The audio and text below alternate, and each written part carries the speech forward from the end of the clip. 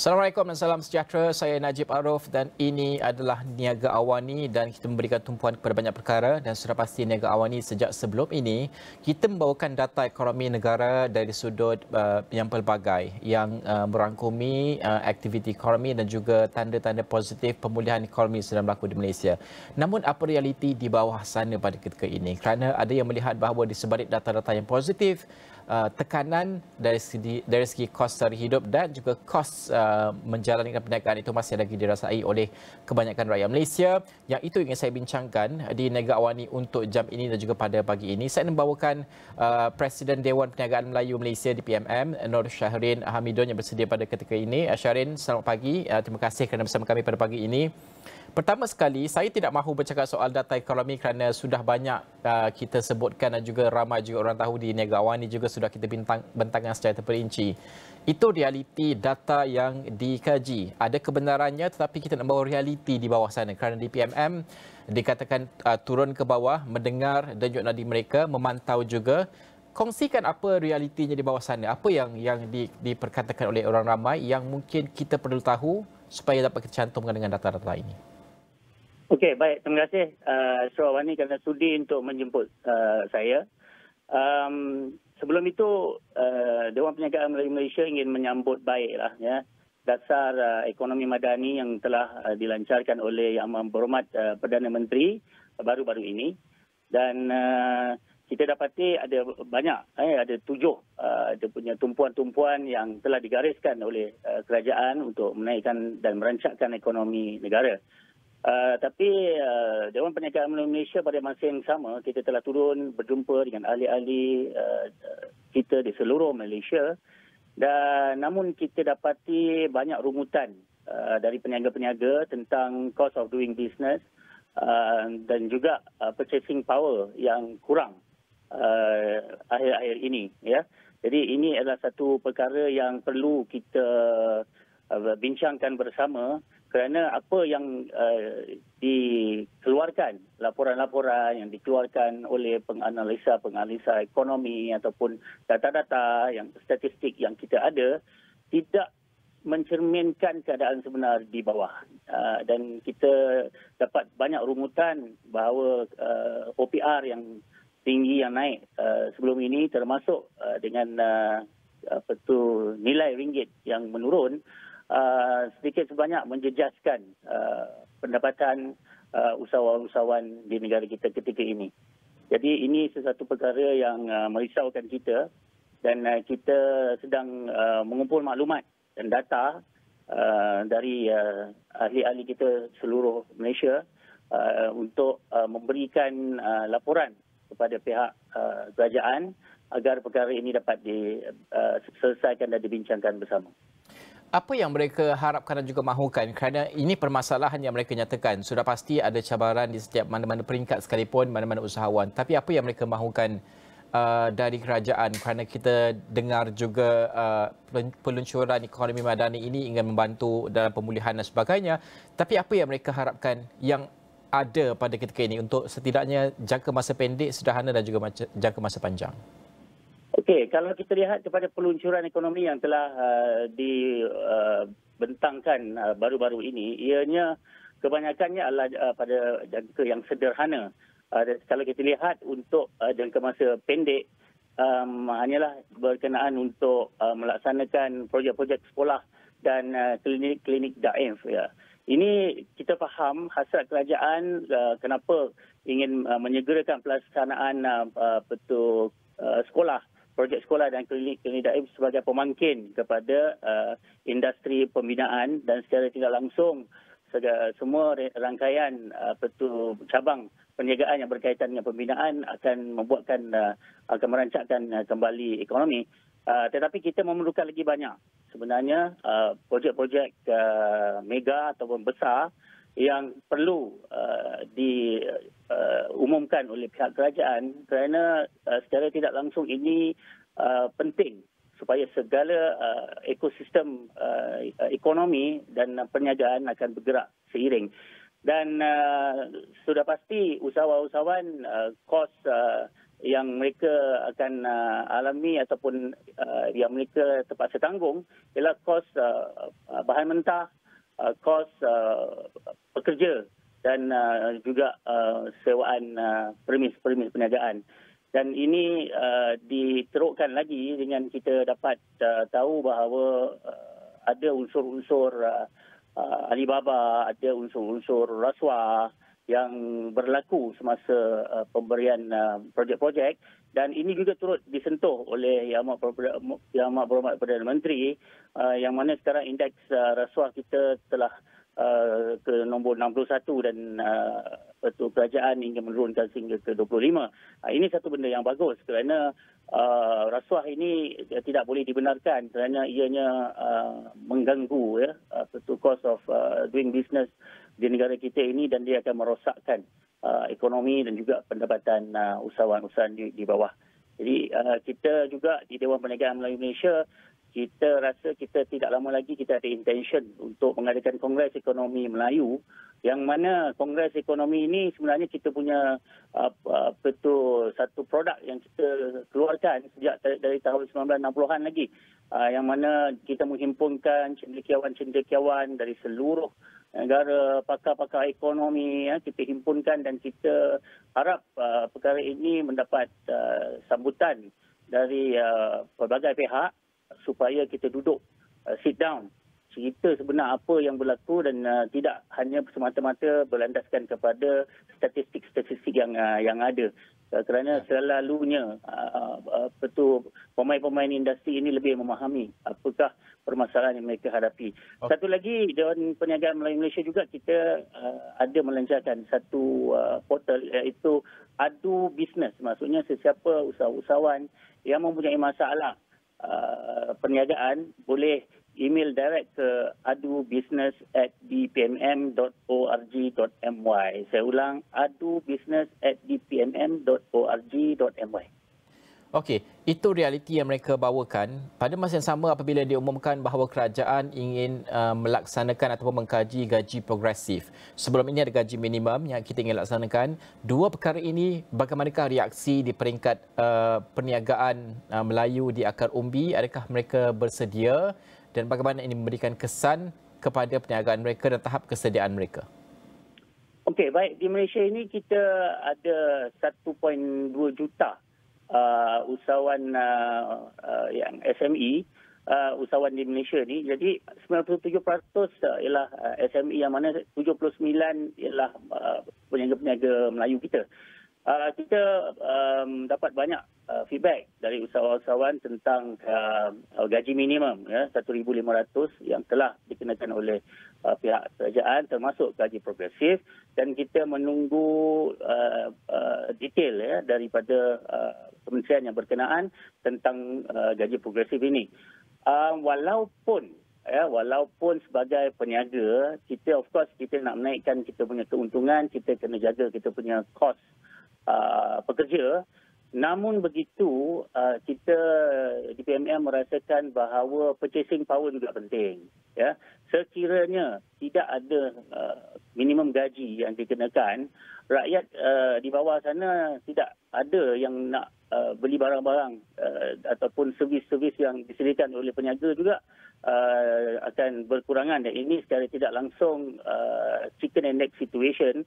Dan kita menyokong usaha-usaha untuk menetapkan gaji progresif, cuma ianya hendaklah dibentangkan secara detail supaya kita peniaga-peniaga tidak rasa tertekan dengan mungkin dasar-dasar yang akan diumumkan kelak. Contoh, kalau naik gaji setiap 1 tahun RM100, RM200 contoh. Jadi kita sebagai usahawan kita perlu bijak untuk jaga kita punya cash flow, dan kita masih menunggulah detail dari kementerian yang terbabit.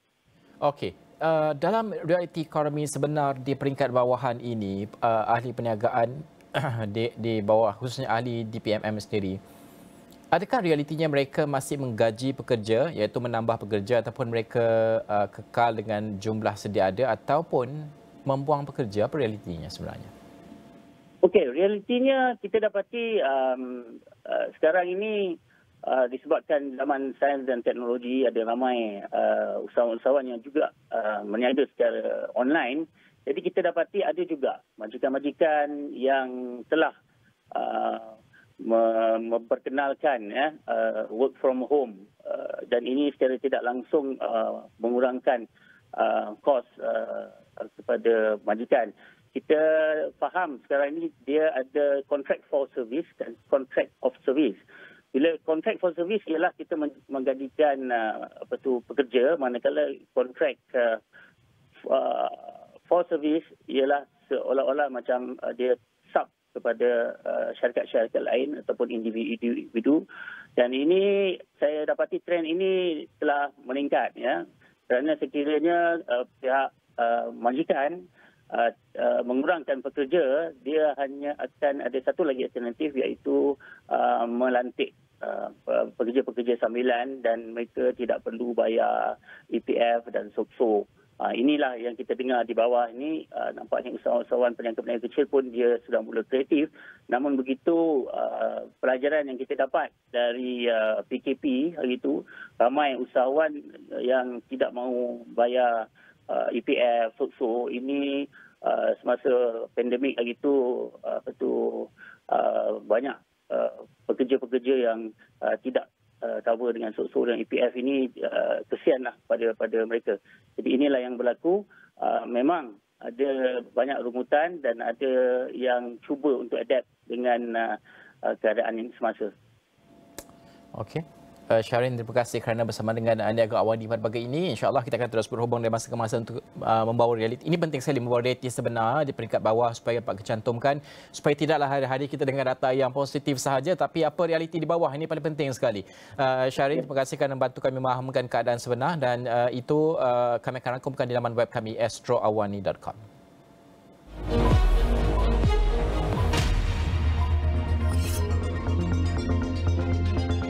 Bursa Malaysia Securities Berhad telah menolak permohonan serba dinamik untuk lanjutan masa bagi mengemukakan pelan penyusunan semulanya. Dagangan dalam security serba dinamik akan dan atau kekal digantung berkuat kuasa 24 Ogos 2023 dan security syarikat akan dinyah senarai pada 28 Ogos 2023. Keuntungan bersih HSS Engineers Berhad bagi suku kedua tahun kewangan 2023 melonjak 36% kepada 5.3 juta ringgit berbanding 3.9 juta ringgit dalam tempoh yang sama tahun lalu, terutamanya didorong kontrak perkhidmatan perundingan pengurusan projek bagi transit aliran masa 3 MRT3. Pendapatan kumpulan pada suku dalam tinjauan yang berakhir 30 Jun 2023 itu turut mencatat peningkatan 29% kepada 48.9 juta ringgit daripada 37.9 juta ringgit setahun sebelumnya. Keuntungan bersih SP Setia Berhad telah merosot 46% kepada 43 juta ringgit dalam suku kedua tahun kewangan 2023 berbanding 80 juta ringgit dalam tempoh yang sama sebelumnya. Pendapatannya pada suku semasa yang berakhir 30 Jun 2023 itu juga menurun 7% kepada 942 juta ringgit daripada 1.02 bilion ringgit setahun lalu. Pendapatan sesaham EPS kumpulan itu turut menyusut kepada 1.06 sen daripada 1.97 sen sebelumnya. Laporan penuh di saluran 501 dan astrowani.com serta dagangnews.com. Okey, sudah pasti kita juga ingin melihat di dalam Niaga AWANI ini kedudukan ringgit sebenar. Kalau kita melihat ringgit sebenarnya pada penutup semalam sedikit pulih, ditutup tinggi berbanding dolar Amerika Syarikat pada Rabu semalam dengan mood berhati-hati menjelang minit mesyuarat jawatan kuasa pasaran terbuka Persekutuan FOMC oleh The Fed, dan juga setakat jam 6 petang semalam mata wang tempatan itu meningkat kepada 4.6265.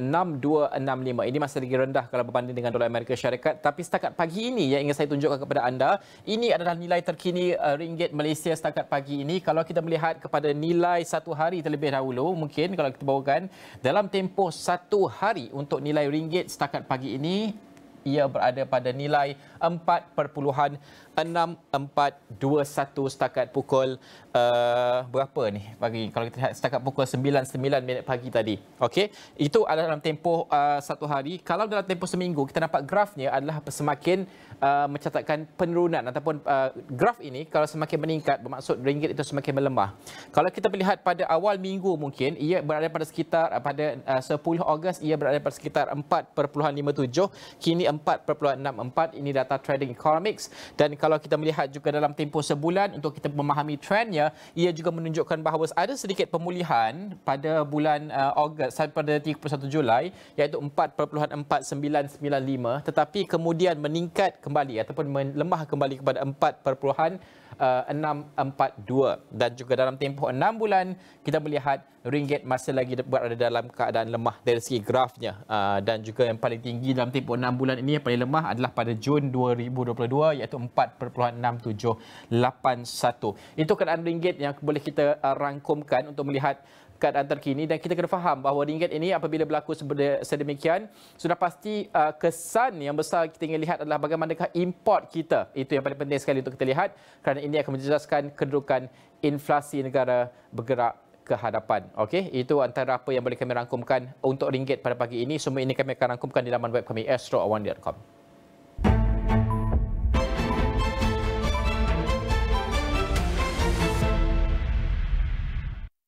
Banjir ini luar biasa. Lan ni memang menyeramkan. Setiap masalah dihadapi bangsa pasti ada punca dan dalangnya. Tugas kami untuk mencari, mendengar dan membongkar sebarang isu atau masalah agar ada penyelesaian. Setiap sudut akan diteliti, penjelasan semua pihak akan diamati. Tiada fakta yang akan disembunyi. Kita bongkar semua, dedah sampai habis. Mendedahkan kepincangan, rasuah dan masalah rakyat jadi tanggungjawab yang kami galas. 501 bongkar, terpaling dedah. Alami kehangatan persembahan bintang-bintang JV dalam Gegar Pekansa Jamming with the Stars di Hard Rock Cafe Kuala Lumpur pada waktu dan tarikh tertera. Ayo raikannya bersama.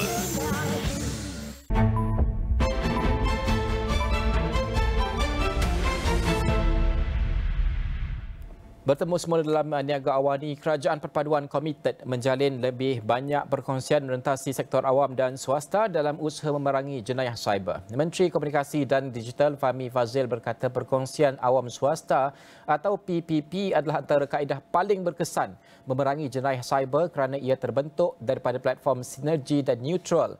Jelasnya pemain industri keselamatan cyber serta kerajaan boleh bekerjasama rapat sekaligus memperkasa tindak balas yang lebih pantas terhadap serangan cyber. Ujar beliau, perkongsian antara kerajaan industri perlu terus berkembang, membina kepercayaan, bersikap terbuka kepada cabaran dan berkongsi data dengan seefektif yang mungkin. KKD katanya secara aktif berganding bahu dengan rakan kongsi daripada industri hinggalah kepada ahli akademik untuk memberi amaran serta bertindak balas terhadap insiden dan menawarkan bimbingan serta latihan kepada komuniti untuk kekal selamat dalam talian. Fahmi berkata demikian ketika berucap pada Majlis Makan Malam Gala Anugerah Keselamatan Cyber Malaysia 2023 sempena Expo dan Persidangan Pertahanan dan Keselamatan Cyber Asia DSA 2023. Turut hadir Timbalan Menteri Komunikasi dan Digital Teo Ni Ching serta Pengerusi Lembaga Pengarah CSM Tan Sri Zulkifli Muhammad Zin. Fahmi juga berkata keselamatan cyber akan terus menjadi asas dan prasyarat kritikal untuk kehebatan ekonomi digital Malaysia. Setakat Julai tahun ini, Cyber Security Malaysia telah menerima sejumlah 3,327 laporan berkaitan insiden cyber dengan kes penipuan mencecah 62%. Malaysia Airports Holdings Berhad MAHB menamatkan kontrak Paystack Teknologi Sdn Berhad Paystack untuk membekal mereka bentuk dan juga pemasangan penggerak penumpang automatik APM atau Aerotrain di lapangan terbang antarabangsa Kuala Lumpur KLIA. Penamatan itu disebabkan Paystack tidak menunjukkan prestasi kerja memuaskan, menjejaskan pencapaian penting projek dan berisiko kelewatan dalam menyiapkan projek pada tarikh akhir yang ditetapkan. MAHB dalam satu kenyataan berkata keputusan ini diambil Lembaga Pengarah MAHB dengan mematuhi prinsip takbir urus dan berdasarkan pemantauan rapi pembangunan progresif projek APM itu oleh pengurusan MAHB dan perunding bebasnya. Pestek didapati melanggar tanggungjawabnya di bawah kontrak dan gagal untuk membetulkan perkara yang sama dalam tempoh masa yang ditetapkan. Pengarah urusan MAHB, Datuk Seri Iskandar Mizal Mahmud berkata, projek berkenaan amat penting bagi memastikan keselesaan dan kemudahan penumpang yang melalui KLIA. Syarikat itu berkata ia tetap komited untuk memperuntukkan sumber yang diperlukan untuk meminimumkan potensi kelewatan kepada projek APM. Berikutan notis penamatan tersebut, MAHB akan memulakan semula dan menyiapkan kerja-kerja melalui penglibatan pihak lain yang berkaitan dengan memastikan projek itu disiapkan mengikut jadual. Ia termasuk bekerjasama rapat dengan semua pihak berkaitan yang terlibat dalam projek penggantian landasan dan sistem kereta api dan mengenal pasti kontraktor pihak ketiga yang berpengalaman dan boleh dipercayai untuk memastikan kemajuan konsisten dalam semua komponen projek. Selain mengukuhkan hubungan sedia ada, Singapura Malaysia perlu meneroka kerjasama mempertingkat kelestarian, menangani isu perubahan iklim serta ekonomi digital. Pesuruhjaya Tinggi Singapura ke Malaysia, Vanu Gopala Menon, berkata memorandum persefahaman MOU ditandatangani berhubung ekonomi digital, ekonomi hijau dan keselamatan cyber semasa lawatan Perdana Menteri Datuk Seri Anwar Ibrahim pada Januari lalu merupakan permulaan positif. Singapore is also keen to contribute to Malaysia's conservation efforts, and an MOU was signed between NParks and the Pahang Biodiversity Council on cooperation in flora and wildlife conservation in June this year. Katanya, pihak agensi Singapura dan Malaysia turut bekerjasama untuk mempercepatkan aliran pergerakan rakyat di Pusat Pemeriksaan Imigresen Johor, Singapura. Tambahnya, beliau juga gembira melihat kemajuan dalam projek sistem transit rapid RTS Johor Bahru, Singapura yang dijadual siap pada 2026. Beliau berkata demikian dalam ucapannya di Majlis Sambutan Hari Kebangsaan Singapura ke-58 di Kuala Lumpur pada Rabu. Okey, kita bawakan perkembangan pasaran antarabangsa. Sudah pasti di Amerika Syarikat, pasaran Wall Street ditutup lebih rendah pada Rabu dan juga harga minyak terus mengalami penurunan apabila kebimbangan berkaitan dengan kenaikan kadar faedah oleh Reserve Persekutuan serta kelembapan ekonomi China memberi tekanan kepada para pelabur. Saham-saham Amerika Syarikat merudum dengan selepas minit mesyuarat oleh The Fed sendiri menetapkan kadar faedah oleh The Fed pada bulan Julai menunjukkan bahawa pegawai berbelah bahagi tentang keperluan untuk lebih banyak kenaikan kadar faedah walaupun kebanyakan pembuat dasar melihat memerangi inflasi adalah satu tugas yang harus dilaksanakan dengan lebih tuntas di Amerika Syarikat sendiri dan juga menjadi keutamaan mereka. Dan pada masa sama, indeks Dow Jones Industrial Average merosot sebanyak 0.52%, indeks S&P 500 lebih rendah sebanyak 0.76% dan komposit Nasdaq turun 1.15%. Indeks equity dunia MSCI terakhir merosot sebanyak 0.86% dan dolar juga pulih daripada kerugian awal dan mencatatkan kenaikan kelima berturut-turut.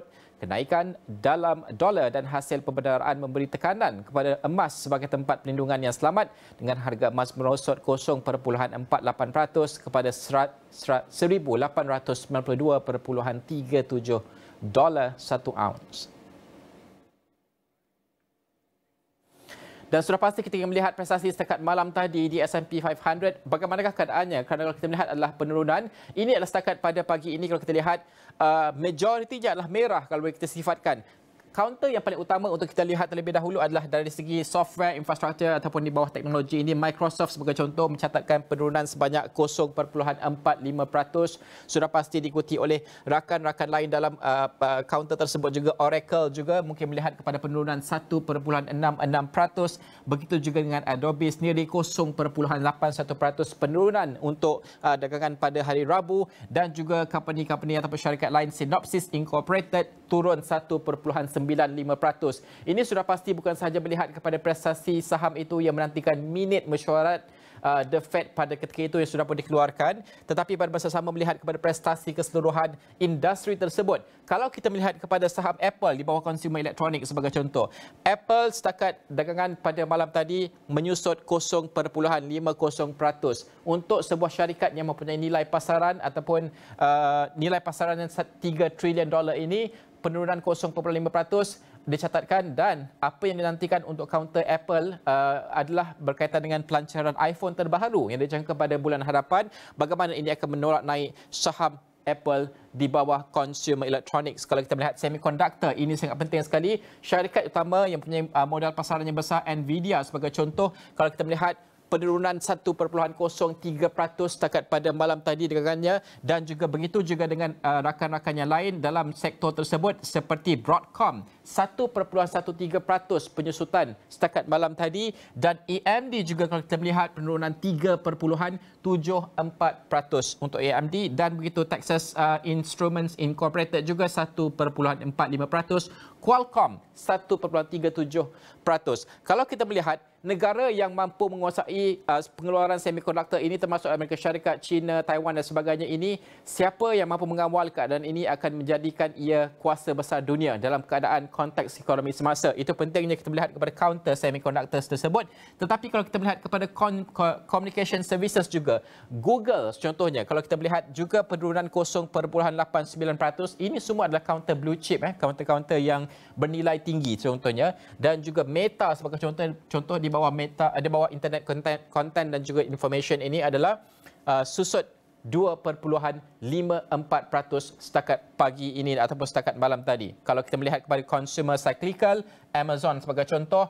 Amazon susut 1.89% setakat malam tadi, diikuti juga oleh otomotif. Kalau kita lihat Tesla susut 3.16% setakat malam tadi. Yang lain ini adalah masih lagi merah dan sebagainya, tapi adalah juga yang neutral ataupun mendata kalau kita melihat di sektor dari segi healthcare dan juga discount store dan sebagainya. Walmart sebagai contoh, kalau kita melihat masih lagi bertambah 0.05%, tetapi itu bagaimana untuk kita melihat bahawa neutralnya keadaan itu mencerminkan ia masih lagi kukuh, tetapi pada masa sama kesemua ini masih lagi dipengaruhi oleh keputusan oleh The Fed. Dan seperti yang saya bacakan sebentar tadi beritanya, The Fed melihat perbezaan pendapat oleh pegawai-pegawai dalam minit mesyuarat yang akan ditentukan pada akhirnya nanti. Keputusan sama ada akan berlaku kenaikan oleh The Fed pada sekitar 25 hingga 27 ataupun 26 bulan Julai ini, sama ada akan berlaku kenaikan. Jika berlaku kenaikan baru lagi dana oleh The Fed ini akan memberikan kesan bukan sahaja kepada pasaran tetapi juga kepada bagaimana bank-bank pusat termasuk juga Bank Negara Malaysia dalam mengemudi nilai OPR kita dan juga nilai kadar faedah mengikut negara masing-masing. Di Malaysia sebagai contoh, kita hampir mencapai tahap pra-pandemik.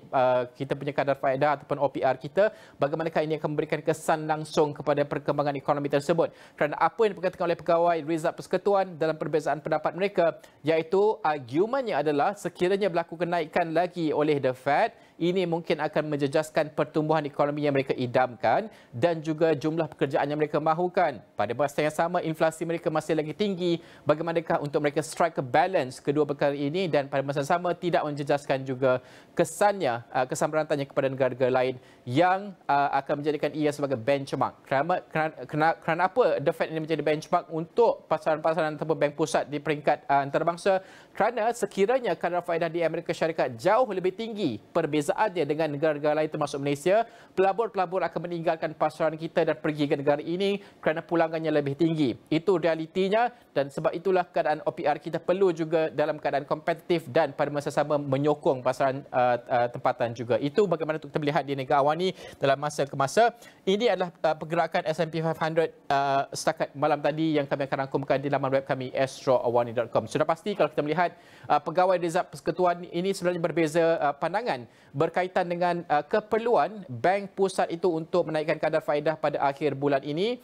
Dan sudah pasti kalau kita melihat juga menurut minit mesyuarat yang dilaksanakan pada semalam, pada Rabu, beberapa pegawai utama menekankan bahawa kenaikan kadar berterusan akan mewujudkan risiko besar kepada ekonomi meskipun negara itu sedang bertarung dengan kadar inflasi yang tinggi. Dan pada masa sama, majoriti pegawai juga menjangkakan masih wujud risiko tinggi terhadap kenaikan inflasi seterusnya di negara Uncle Sam itu. Sebelum ini, The Fed setuju meningkatkan kadar faedah pada Julai 5.25 hingga 5.50%. Namun pakar melihat ia akan menjejaskan sektor ekonomi termasuk peluang pekerjaan dan juga pertumbuhan yang dimahukan. Justru majoriti mahu kadar dikekalkan bagi bulan Julai dan keputusan itu akan dinantikan pada akhir bulan ini. Pada Jun sebenarnya, inflasi yang diukur berdasarkan indeks harga perbelanjaan pengguna ataupun kepenggunaan peribadi di Amerika Syarikat meningkat sekitar 3%. Okey, kita akan bertindak seketika. Kita kembali selepas ini dengan rakan tugas Ibrahim Sani.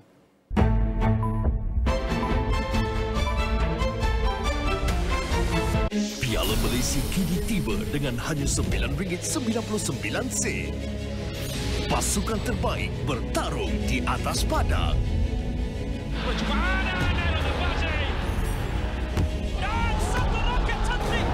Bersaing sengit untuk keputusan luar jangkaan. Stream perlawanan penuh debaran dalam HD dengan PAS Liga Malaysia. Piala Malaysia di Astro Arena Bola dan Astro Go.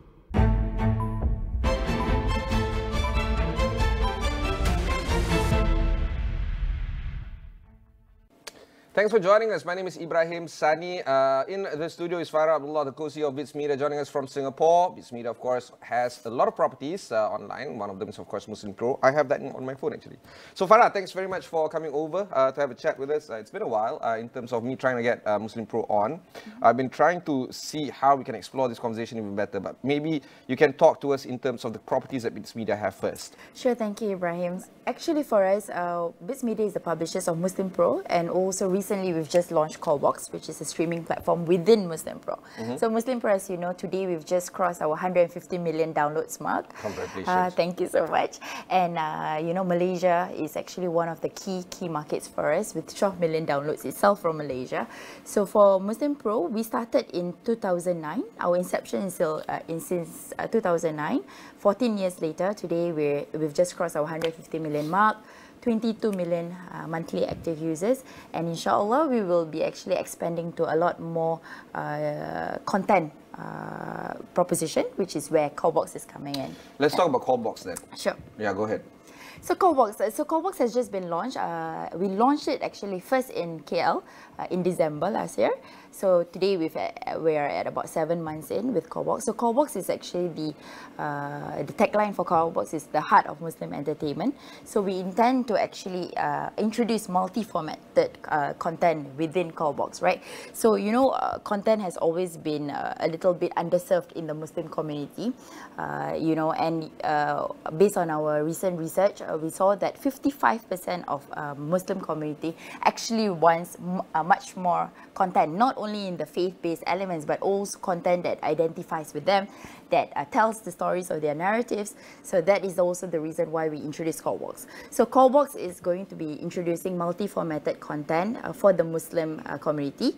So the objective of Qalbox is actually to portray Muslim narrative, Muslim stories, but also we have quite a bit of the faith elements also, right? So we have things like Tadarus Al-Quran, Hadith of the Day, but also we have quite a bit of dramas, series, you know, and also films like Omar series, which is very popular, the Messenger films. So the idea is that this is the platform for all kind of Muslim-centric content. Where is the demand coming in from the investors in terms of trying to find growth for your company? What kind of conversations do you have with them? Well, I think a lot of the investors out there, they see that, you know, Muslim community is so big. We have 2 billion Muslims, right? So, but then the representation and also the business, the overall ecosystem is actually still very much underserved, right? So the reason why they have actually gone to us is because they see that we have a very good user base, right? We have a very engaged user base of 150 million Muslims. Now, this is only set to grow in the upcoming years, right? So for them, it's always to see, okay, now we've started with a very good utilities app. Now we're moving towards lifestyle. What else can we do for the Muslim community? What else can we provide for the Muslim community? And how can our platform serve this? And this is also the reason why our vision for Muslim Pro is that we become the digital home of all things Muslim. So content is just the beginning. So the reason content is because we wanted to engage with our users. We wanted to interact with them more, find out a little bit more what is it that they're looking for, what kind of content they're more privy towards, you know. And then after which we see how can we have partnerships, how can we have B2B partnerships in order to supplement them and in order to cater to what they're looking for. Let's talk about the topic of data. I'd be remiss if I don't touch this. It has happened a few years ago, but we haven't had that kind of thing, response from Muslim Pro on record on Astro AWANI. Is it true that Muslim Pro sells data to the US military? Is it true that the Muslim Pro, if not the US military, just sells data, so to speak, to anyone? No, thank you for bringing this up, because actually today on record, I would like to mention that we have never sold data to the US military, and all these are actually allegations, right? And actually since then, we've been investigated by multi-markets actually, and all of them have found out that we are not we have never sold that data. How did this come about? It's so strange. I've never had anybody... Sorry? Yeah, no, I've never had any app being accused of such a strange accusation. Well, I mean, I think it is a very, honestly, I have to give it to them. It's a very good PR headline, right? To put a Muslim Pro with US military, right? I think it's a very good headline. But you know what, Ibrahim, it made us actually really stronger. So since then, we've gotten back the trust of our users, which is really good. But not only that, we've actually solidified quite a bit of our infrastructure. We make sure that now we work with only people that we trust, only people that that have a certain kind of standing in and have all this data protection kind of infrastructure in place. But having said that, I think the truth will always prevail, and that's also the reason why we're still here today, still serving our community. Okay, so let's talk about the span of Muslim Pro right now. It's in over 190 markets. Has been translated into 22 different languages. Some of the elements include text-to-speech technology to recite Quran, translations in over 20 languages, including non-Muslim traditional languages like Korean, Norse, Italian, Portuguese, Romanian. We're looking at the kind of element where content is going to be driving the utility of the app. Yeah. However, for me, when I use Muslim Pro, it's mostly to use it at the background in terms of playing the Quran recitation. It's not necessarily an active kind of app that I want to interact with. For instance, Instagram or TikTok, where you interact directly live with it.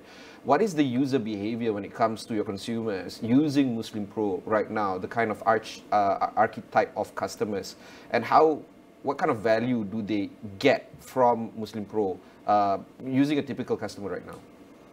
Okay, so I think, so you're right. At the very beginning, we started off as very much a utility app, right? So with that, you just go in and then you go out, which is exactly what you're saying. Yeah. But having said that, for us, we saw in the recent data by statistics, is that 74% of Muslims are actually going to mobile devices, different kind of formats in order to attain information about Islam, right? So they're going to the YouTubes and the TikToks and the Instagrams, right? So for us, the reason why we entered into the content space is because we felt that, okay, now we have people who's just coming in and out. How can we engage them? How can we provide more for them, right? And content is the way to go, because the beauty of it being in Muslim Pro is that we can moderate it, right? We can make sure that only safe, moderated content is actually showcased in the app, and that's where we are actually we've always been known for the most accurate prayer times, the most accurate and the most advanced Quran kind of technology, having it there.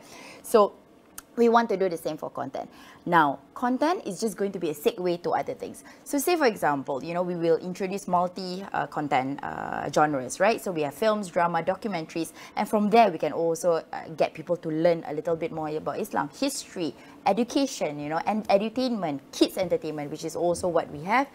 We can also enter into the Muslim narratives, right? And if you see today, there's a lot of Muslims out there that is not represented well in the media, right? So our objective is actually to see how can we allow the Muslim creators, the Muslim actor and actresses to shine. So that is the reason why we actually came up with Qalbox. And with that, we hope that we have more user engagement, in which after that, we can always see how we can evolve to become a bigger ecosystem, right? Now, if we see that our users like financial, Sharia compliant services, now how can we partner up with businesses that actually offers Sharia compliant services? So this is how we see the whole ecosystem of Muslim Pro and Qalbox. The thing about content is that you're in competition with the social media platforms, and they have billion-wide reach in terms of interactivity. In fact, you know, this TV station is capitulated, I suppose, to YouTube, to social media, and many more. How do you ensure that the folks that want these kind of content continues to use your platform instead of just going to, you know, Twitter or Threads or whatever it's called now, X, or Facebook? There are a lot of value proposition that Muslim Pro provides, but can you withstand the might of social media right now? No, I think, you know, I don't see it as a competition, rather. I see it as a complementary services. So again, Muslim Pro aims to be the safe platform for Muslims worldwide. And to be honest, we've had a very good global outreach. And I think that's how we are a little bit differentiated, right? So first, we have our key markets are very varied. So our top markets are US, UK, Malaysia, Indonesia, you know, and France also one of them. So the idea is that we provide safe, moderated content, but we also can actually complement and be, you know, a platform for all things, an aggregator of all things Muslim, right? So that is how we see that we're a little bit different, right? And you see, for us, what we're doing is also we're complementing with other media partners. So for example, we have recently, and I think tomorrow we'll be launching our partnership with Astro, Astro Ultra Box, and also Alti. So the idea is that, you know, Astro is already a leading media and entertainment space. So for us, is we want to enrich further the content that is available in Astro. We work together, so we will come in to actually come in with the Muslim entertainment portion, and that's how we actually work together to again give back to our user and create a more enriching experience for our user. So I've always seen it as it's not really a competition, it's a complementing, and it's a platform. Right now, if you think about it, there is no platform out there that is actually bringing global Muslims together, and I hope to be that platform one day, inshallah. And because of this, do you feel that it's a bit daunting of a task being the pioneer in this space where you're trying to create a platform for these kind of creators? Is it daunting? Of course, you know, everything is daunting, right? Everything at the very beginning is daunting. And the thing is, Muslim Pro being the biggest, being the global and the leader in this space, we're always the one that is carving the path, right? And that's always a daunting task because, of course, you get, everything's harder for you. It's the first time, you know, if it works, of course, everyone will be looking at you. If it doesn't work, you'll be the first one to also take the fall. But I think, you know, we're at a very good position to take up that space. You know, we've been here for 14 years. We're not a new player. And I think that is the reason why this is the time for us to pivot and also move ahead very, very quickly in this whole ecosystem. All right, talking about pivoting, the Qalbox integration with Astro's Ultra Box and Ulti Box will probably use artificial intelligence in terms of content generation and content moderation. How is the application of AI going to impact the growth of Qalbox integration with Astro, Ultibox and Ultrabox? Well, I think we have not gone there in terms of the integration for AI, right? So right now what we're doing is that we're integrating with Astro's box, and then users can actually enhance their experience by adding on Qalbox array of resources into their households. And the reason why is because we wanted to actually have a bigger distribution within Malaysia. You know, Malaysia is one of our biggest supporter in terms of Muslim Pro. We have 12 million downloads, almost 2 million monthly active users, and we want to do more, right? If you shout at the news desk, at least 20%, no, I think 50% will have the app on their phones. Alhamdulillah, yes. And we want to do more. So, you know, Astro has a very extensive network, right? So they have, I think, over 5 million households. So that's the reason why we want to make it accessible for people to attain Qalbox and by Muslim Pro, and that's why we actually work with Astro. Now, in terms of AI, now this is the very hot topic everywhere, right? AI technology. I really think that AI is going to be very integral to us as we aim to always stay ahead and be the thought leader in this space.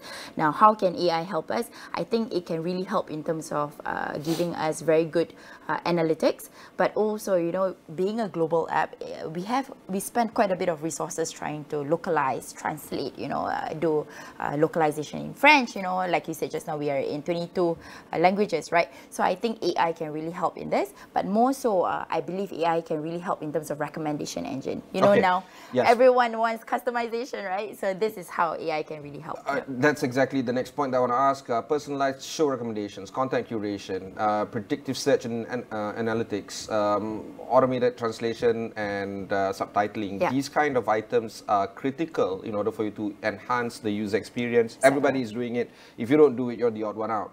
So will you have the capacity to use AI to actually adapt to these kind of personalized content curation to a point where consumers see you guys as, okay, instead of wasting time on TikTok, you guys are really the kind of app that I want to spend time with? Yeah, now that's the vision, right? So AI, I mean, the recent influx of AI is just recently, and Qalbox has just been launched, I think now 7 months in, right? Yeah. So we're still very new. I have got to mention that, you know, there's a lot of key milestones that we've hit, but there's a lot more that we want to do. And I think this is the vision moving forward, is using AI technology to not only enrich our content proposition, customization, recommendation, but also moderation, Ibrahim, which is really important for us, because again, if you think about it, we're all about providing a safe, moderated, inclusive platform, right, for all Muslim communities. So this is the vision moving forward, and I really believe that AI will really contribute to this.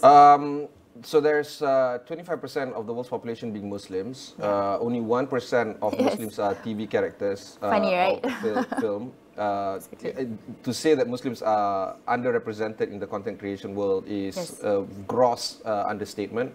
Do you feel that having a platform like Qalbox through Muslim Pro that Beats Media is doing can actually, you know, move the needle a bit instead of 1%, 1.1% pun tak apa lah, it's probably still possible? Yes, definitely, and I think that's one of the reasons why we entered into this space, right? It's because we want to be the platform for not only Muslim content creators but also Muslim actor and actresses, right? And if you see in normal media, at least in the global media, right, a lot of Muslim characters are portrayed in a certain manner. But you know, Muslim is not just about... No.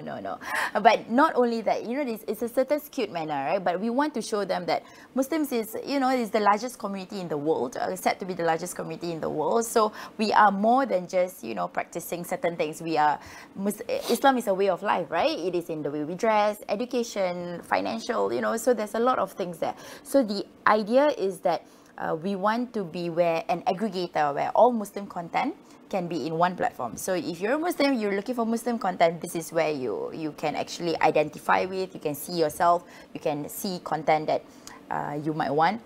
And also, Muslim in Malaysia is very different from Muslim in, say, France or US. Absolutely. So but we share the same kind of beliefs, right? So, but of course, the terms of cultural and everything is a little bit different. So we want to be able to bring this together, and so we have a more enriching experience. And that is also why, actually, Ibrahim, I wanted to, it's a very good segue, because we are actually going to have a film festival soon that is driven by Qalbox, by Muslim Pro, essentially. Oh, okay. Yeah, so the idea of this film festival is to actually be you know, motivate content creators and filmmakers out there to actually come on board, create something meaningful, and we would support them in this whole ecosystem. Yeah. Okay, taking a step back and looking at the macroeconomics of things right now, there's a streaming war that's happening around the world. A lot of money is now being drained out of the streaming competitors out there, and you're seeing big names being, I can't mention the names because, you know, because of my employer. Anyway, some of these big names are just, you know, shutting down, and that's one aspect of how money is being drained from the creative world. Then, of course, you're looking at the writers' strike that is happening in the US. You're looking at the deprivation of imagination and creativity. And you're looking at some of these companies having to rely on looking into AI as content generating kind of capabilities. Then you look at Korea, for instance, where, you know, they have 10 seasons, 50 episodes per season kind of K-drama happening, and that is taking up a lot of, I guess, airtime, literally, when it comes brain to... space. Yeah, brain space. So much green space. This is ridiculous. People can just be absorbed over it, right? I dated one individual, she was like, oh my God, she's just completely absorbed over the whole thing. I'm like, how many, I thought you're done. But this person died. No, this person died, but then this person, like, you know, so the story goes on forever.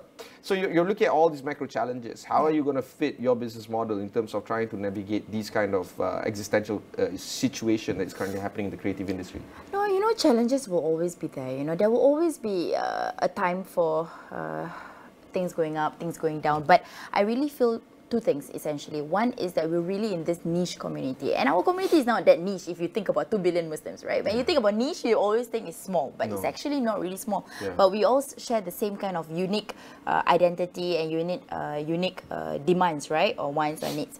So that is to me a very strong factor on its own, right? So I'm not too worried that all these things are happening with others, because I know that we are carving our own kind of segmentation, right?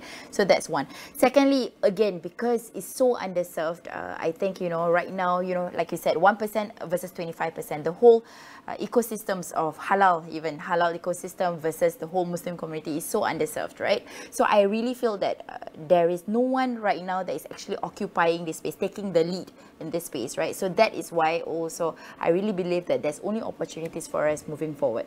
Let's talk about some of the titles. Little Mosque on the Prairie, Sultan and Khan, Omar. We're looking at some original productions of Qalbox, including Food from the Heart, Tadarus Quran, Bilal, A New Breed of Hero, and many more. These kind of titles, you know, I'm familiar with one or two of them. How's the reception been in terms of creating content in-house, like Food from the Heart and Tadarus Quran, versus trying to see how you can leverage on outhouse production like Little Mosque on the Prairie and Sultan and Khan? Well, I think there is a strength and weaknesses in both, right? So I think the strength of titles like Little Mosque on the Prairie, which is the #1 title in Malaysia, actually for our Malaysia audience, Little Mosque on the Prairie actually triumphs by far, followed by Sultan and the Han, which is a Turkish production, and then Omar, which is an iconic series on its own. But if you think about Little Mosque on the Prairie, this is actually an award-winning Canadian production, right? So it just shows that actually there is a demand for global content, but you know, like I said, you want to understand how is it that, you know, Muslims out there that is not within your market are actually feeling, what are they facing with, and that is, I believe, is the key USP of our products, because we've always managed to transcend across the global market, right? So we bring different kind of content across different markets. So that's one.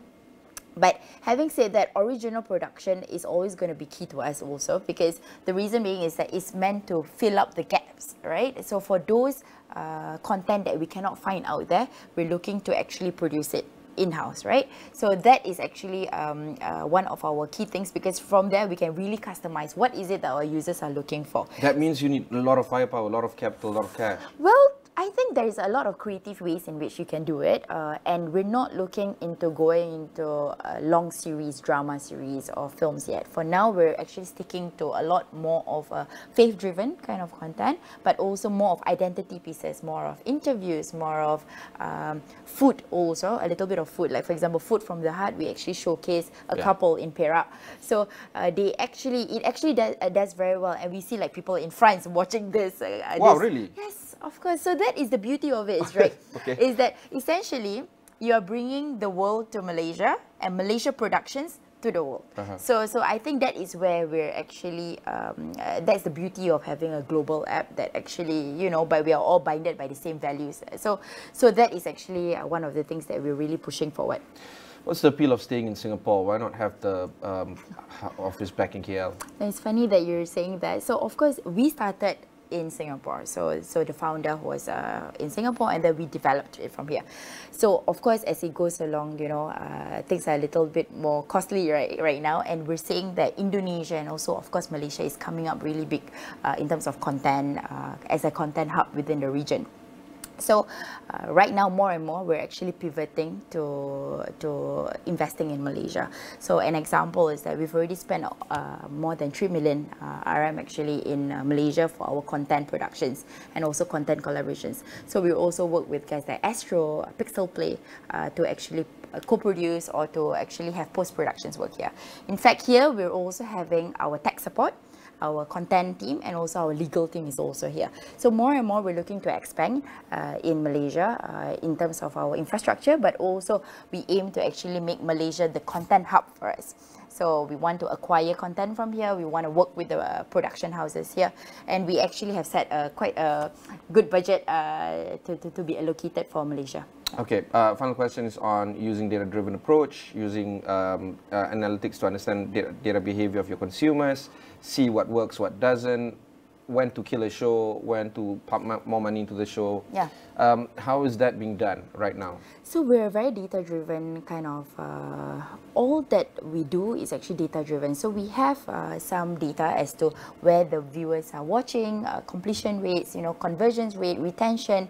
To date, we've already had 1.5 million plays of all of our videos, So we're seeing where is it that they're going, which content appeals to them, which content doesn't, and then that's how we actually mix it up. We also work with partners to see how we can actually bring in a different array of content so that they can actually be exposed to it, and then we see from there what works and what doesn't, right? For now, I can tell you already, in the 6 months that we've been with Qalbox, we saw that, of course, naturally, a lot of them are skewed towards the more faith-centric kind of content, right? So our hadith, our Quran, our history about prophets is doing very well. But what we're seeing, interestingly, is actually edutainment content is also starting to really take ownership in the viewership, right?